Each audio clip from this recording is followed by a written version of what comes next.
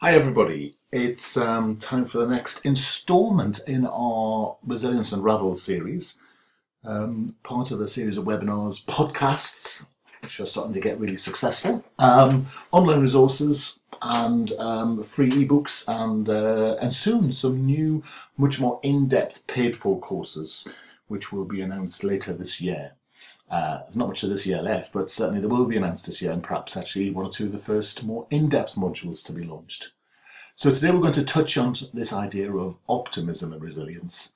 And one of the first things to say about today's webinar is that there will be a copy available afterwards if anybody wants to get one. I think Jane will be sending out copies, or you can access them via the website or via YouTube going to our channel. So I think it's time just to get right on with it. So let's do that. So this is the plan for today. As usual, just for those of you who haven't bumped into us before, a little bit about us, not much. A little bit of look at an idea of what we're about, and a bit of a deeper dive into optimism. The very nature of this subject means that there's a lot to cover. So we'll sort of scoot through quite a few concepts and give you some choices, and perhaps in other episodes and on some of our podcasts we will be unpacking this area in a bit more depth. Just to focus on us, we're all about performance, we're about personal resilience and the link to performance, and we have a series of toolkits in order to help you grow. We'll be having online resources, but we also do courses within companies and a lot of coaching as well. So we will be launching a coaching program later on this year, as I said.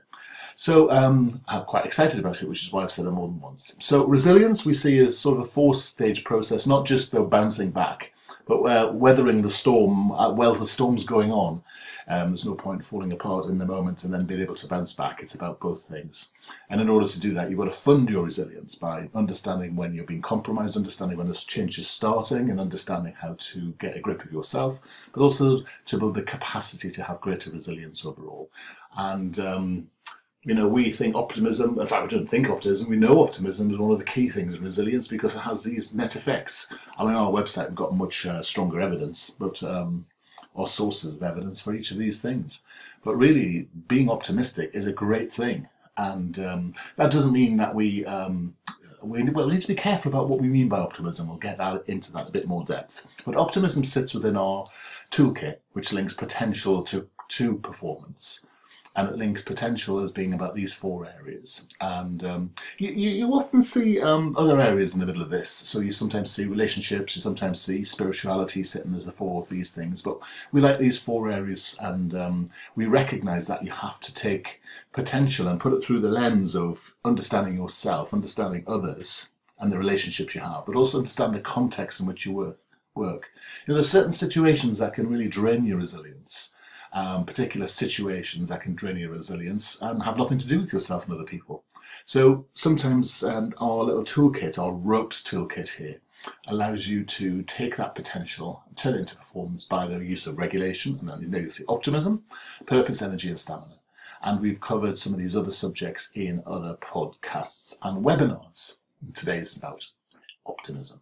Very keen on optimism, as we say, because it's so powerful. The first thing, well, what is optimism?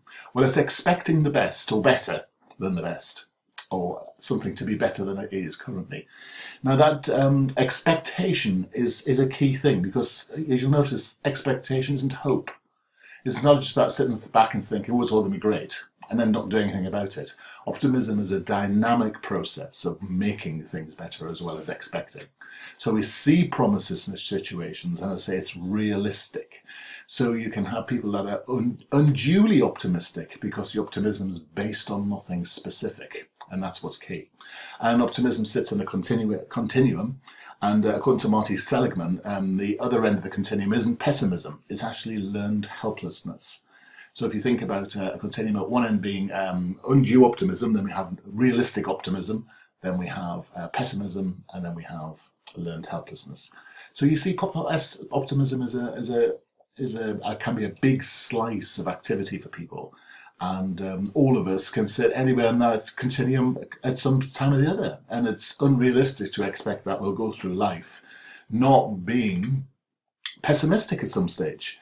because pessimism has its place. But what we want to avoid is undue optimism and learned helplessness, which is the ability to become a victim and to put your faith totally in others and make sure that everybody else has control over you and yourself.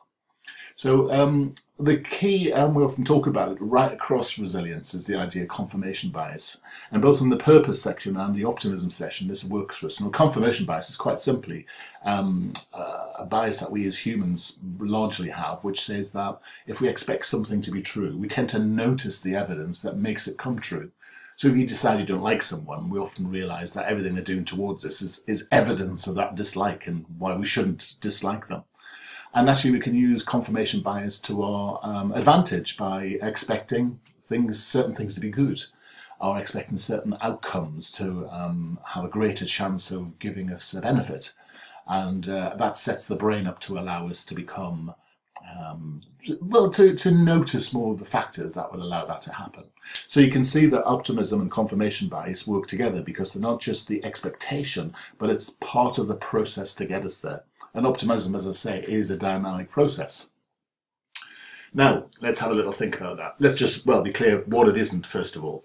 And as I said, this undue optimism, this happy-clappy, it's all going to be fine, it's all going to be wonderful, this sort of Pollyanna view on life, that's all going to turn out fine in the end. And if it's not fine yet, it's just because it's not the end. Those things are great, but they leave you somewhat vulnerable to the idea that you've got to do something to make optimism work.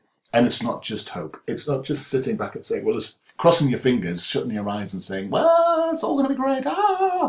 You're driving along in the car, you shut your eyes and hope it's all going to be fine, but you've really, you've not had any driving lessons, or you don't know where you're going, or you don't know really how well to drive. That's just hope. You've got to turn optimism into a practical set of strategies. So expectation and action coming together is optimism.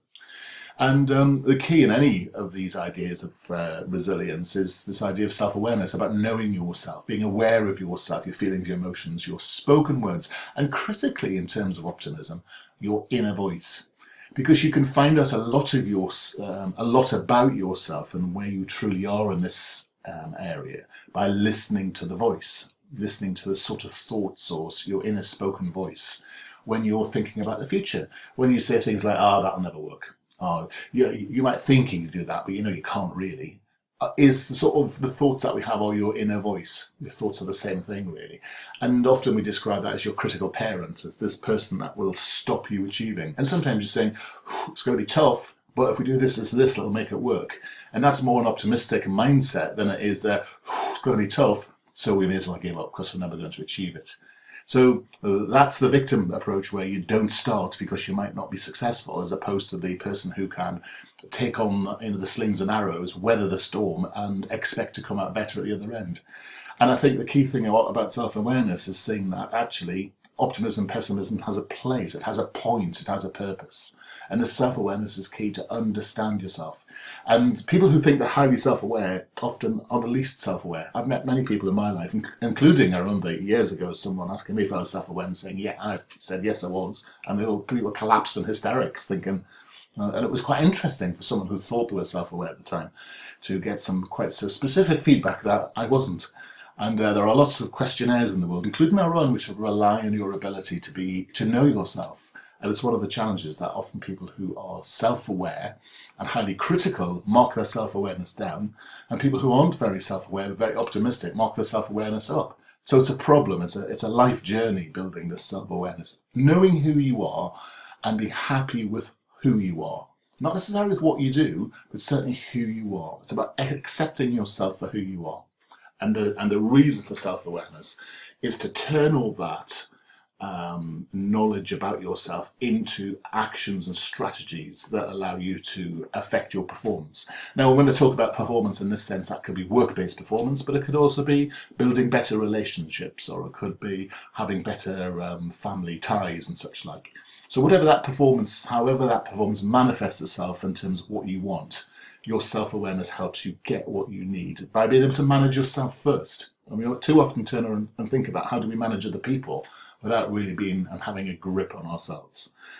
So we talked about it being an active process. So we often think of building optimism both in terms of being positive and negative, but also looking at the contrary to help us see things that are going on. So optimism is sort of more future orientated, and it's good to see the positive and the negative in each situation. Now, if you're one of those very, very positive people, it is good to see the downside in situations. It is good to make sure that you have as many downs as ups, and the positives and negatives, the pros and cons, when you're looking at a situation, to ensure that confirmation bias isn't sweeping you away and reinforcing what you really think.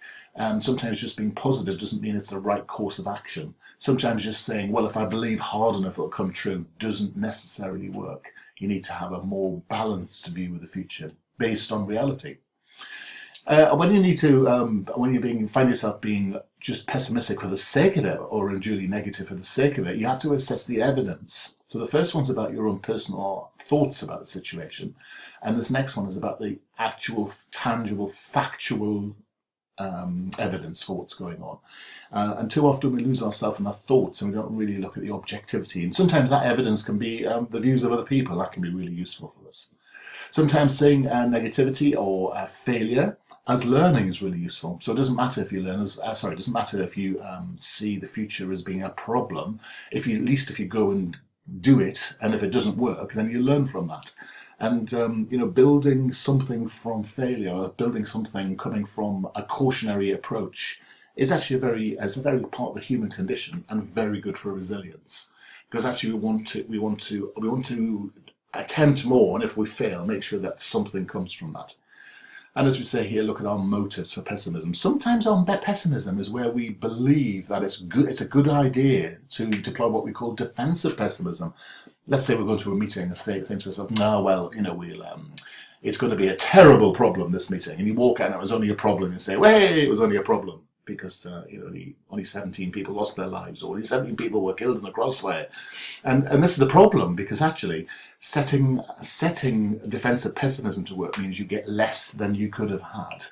And sometimes you've got to see why you are being pessimistic. Sometimes you're being pessimistic for a reason. Sometimes you're being pessimistic to manage your own expectations. Sometimes you're being pessimistic because you don't think it's going to come true, but you haven't figured out the reason to make that thing come true, so you therefore believe it shouldn't happen. And sometimes, of course, you're readying yourself for failure and saying, well, of course, I said that all the time.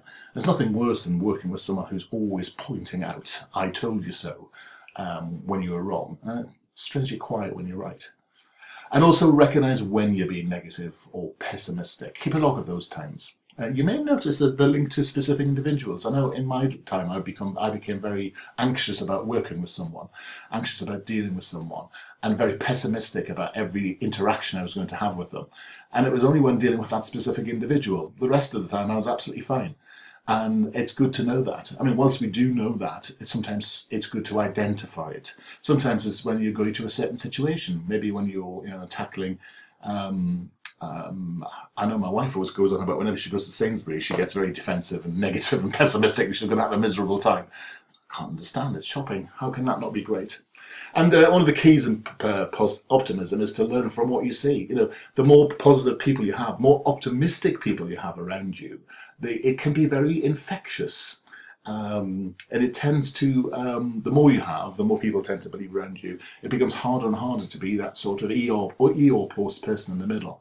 It's as long as you want to, of course. What you don't want to do is to become deliberately more dark and dank and donkey-ish. But positive role models could be good to show you their thinking strategies, because positive role models, people who are practiced at optimism, use thinking strategies, more which later. So pessimism often comes from thinking too much, worrying too much, thinking about the future, and not getting on with it. And sometimes the distraction from negative thoughts comes from actually just getting on with it instead of saying it's not going to work and it might be this, it might be that. Well, actually, if you just got on with it, it might actually work. I certainly find this to be the case. If you're worried about writing a report, you think it's going to be awful, you just don't even start. And actually, you catastrophize. I can't say that word. Catastrophize, that's the one. And you say, oh, well, if I don't do it, it's going to be this, this, and this. And the point of that is to say, well, if you're going to do it, take it to the point where it becomes ridiculous. If I don't do this, the trees will fall in on my house and on my head, and the car will explode, and all the curtains in the house will fall down, or whatever it is. Sometimes you have to catch yourself being pessimistic and realize, with a sense of, warmness towards yourself, that you are simply being pessimistic. And sometimes that pessimism is gorging against the risk of doing something. And therefore, the cure for the risk of doing something is to do something. Here's a contentious one. There's no doubt that sometimes it's good to blame others, especially for something that's gone wrong. Sometimes people need to take their fair share of the blame, and often a pessimistic person will take too much on themselves. We're going to talk more about this in the next slide, but this is an important thing. But you've also got to be grateful for the good stuff you do. I mean, you've got to recognize when you're good at something. Otherwise, how do you build? How do you learn? You've got to make that a pleasurable process. Well, in the end. And it's interesting when you compare yourselves to other people who are very, very good, and you're trying to attempt something to which you're not so good. But then what happens here is that your pessimistic stance can actually become more reinforced. It's interesting watching something like Strictly Come Dancing or any of these sort of reality programs. Where people who are quite poor, because they've never danced for example, compare themselves to the people at the top, they become pessimistic and they give up. Rather than comparing themselves to people around them who have a similar level of competence, so they can actually get a more objective view of how good they are or not, and realizing that actually, if someone's coming to a program or a reality show with lots of experience, then they will be better than you. So it's making sure that you don't compare yourself to people for whom you can't attain their level of competence in the short term. Doesn't mean you can't in the long term. And there's no doubt that having people around you who laugh, giving yourself the opportunity to laugh and have a good time is great for pessimism. There's nothing better for pessimists than having people around you who are the sort of enablers, the opposite of the drainers and the blamers and the moaners and the complainers. It's a bit rhymey there. It is good to have people around you who, as I said earlier, are positive and just see the world through either a more objective or a more positive lens. Again, it's not about hope, it's about taking action to make sure that your expectations come true. And remember that pessimism is sometimes a sign you're unready. It's about doubt. It's about not being sufficiently planned, but maybe not having the right sort of confidence, or that comes from insufficient skill. This idea that, oh my goodness, this might not work, can be really useful. And it also isn't depression. It's not the same thing, not at all. Pessimism is nowhere near depression. A person who's depressed may be pessimistic, but it doesn't mean those two processes need to work together. In fact, optimism can be useful for depression. It can be mood driven, there's no doubt about that. People can see their moods as being pessimistic, and the pessimism can drive moods. But pessimism is partly sometimes just a state of mind, and therefore possible to change, and therefore developable. Pessimism can lead you to anxiety, and can lead you also, as we said earlier, to this minimization of expectations. So you can become less than you could have become. You can minimize your own potential. And that just seems a bit of a shame. Now, Martin Seligman is as sort of founder of positive psychology, and has written The Flourish and other books which are really good for understanding this. But in a sense, optimism is about expectations, looking forward, but attributions. So in other words, the extent to which you attribute success and failure. So if you imagine a scenario, so imagine, say, I'm going to go for a job interview on Monday.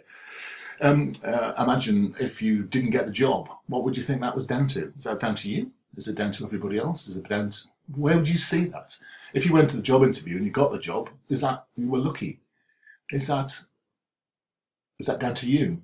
And Seligman came up with some of the key ways to the way we attribute success and failure.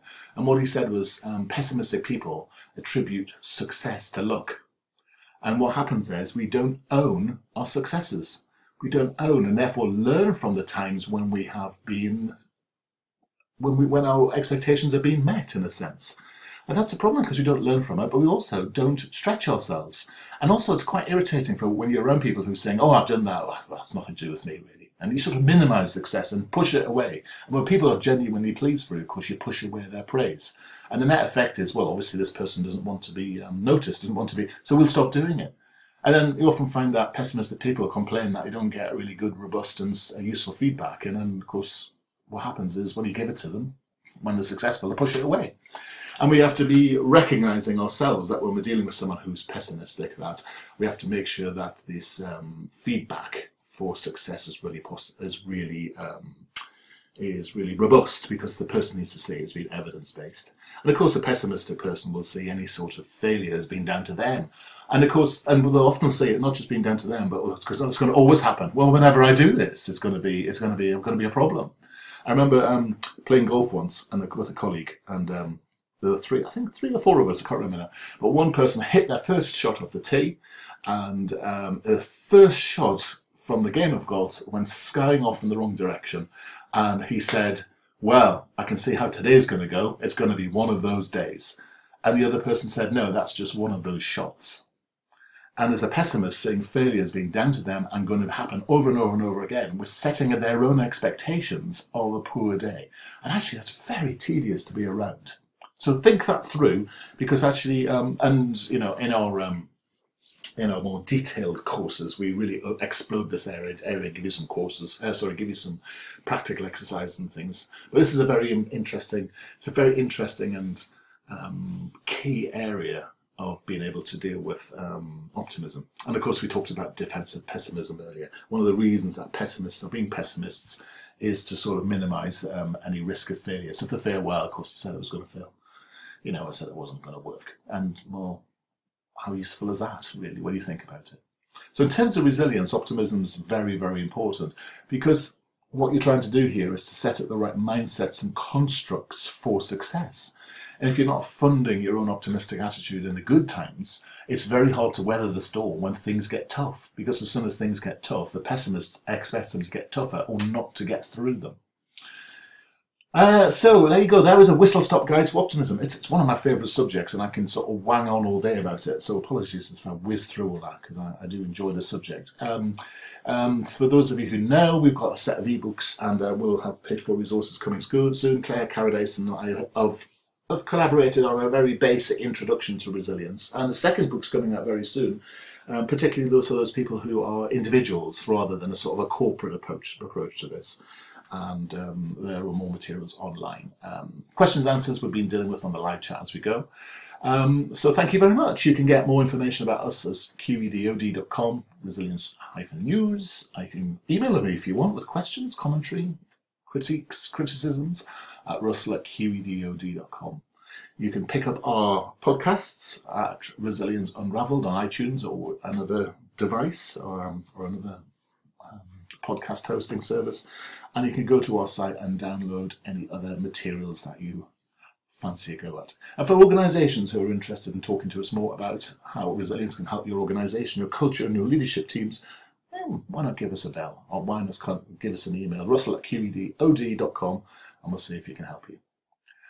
Hopefully today's been useful, and as I said, a copy of the slides are available on, a copy of this webinar is available on, what's it called again? YouTube, that's the word, and you can get the link from the site. And I know Jane will be sending out reminders to people who've registered for this webinar but were unable to join us on the day. Hopefully on the live feed things have been answered as we've gone, and our next subject will be coming up next month, and I look forward to being with you then. Have a resilient day.